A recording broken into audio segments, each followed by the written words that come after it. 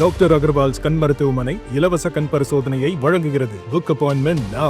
கேரளாவில் பரவும் Nipah virus காய்ச்சல் எதிரொலியாக கோவை மாவட்டம் மேட்டுப்பாளையம் அருகே உள்ள கேரள எல்லையான முள்ளி மற்றும் கோப்பனாரி பகுதிகளில் தற்காலிக சோதனை சாவடிகள் அமைக்கப்பட்டு சுகாதாரத்துறையினர் தீவிர கண்காணிப்பில் ஈடுபட்டுள்ளனர். அது தொடர்பான காட்சிகளை பார்த்துக் கொண்டிருக்கிறோம்.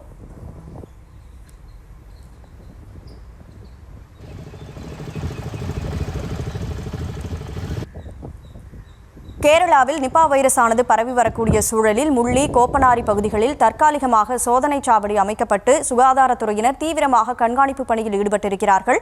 முழு விவரங்களோடு செய்தியாளர் கதிர்வேல் இணைப்பில் இருக்கிறார். கதிர்வேல், வணக்கம். கூடுதல் விவரம் என்ன?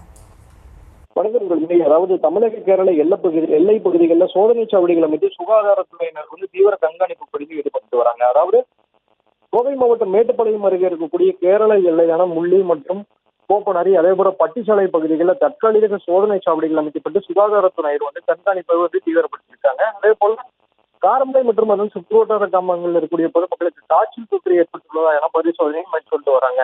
அதாவது குறிப்பா சொல்லணும் அப்படின்னா, கேரளாவிலிருந்து வரக்கூடிய வாகனங்கள் தமிழகத்து எல்லை பகுதிகளில் நுழையக்கூடிய நபர்களுக்கு அதாவது காய்ச்சல் பரிசோதனை செய்த பிறகு அவர்களது முகவரி மற்றும் தொடர்பு எண்கள் உள்ளிட்ட விவரங்களை பெறப்பட்டு தமிழக எல்லைக்குள்ள அனுமதிச்சுட்டு வராங்க. இது குறித்து சுகாதாரத்துறை அதிகாரிகள் காய்ச்சல் அறிகுறிகள் தென்படக்கூடிய நபர்களின் பயண விவரங்களை பதிவு செய்து அவர்களை தனிமைப்படுத்தி கண்காணிப்பு நடவடிக்கை மேற்கொண்டு வரோம் அப்படின்னு சொல்லியிருக்காங்க. குறிப்பா முள்ளி மற்றும் கோப்பனாரி, பட்டிச்சாலை உள்ளிட்ட பகுதிகளில் தற்காலிக சோதனை சாவடிகள் அமைத்து சுகாதாரத்துறையினரும் சோதனை செஞ்சுட்டு வராங்க.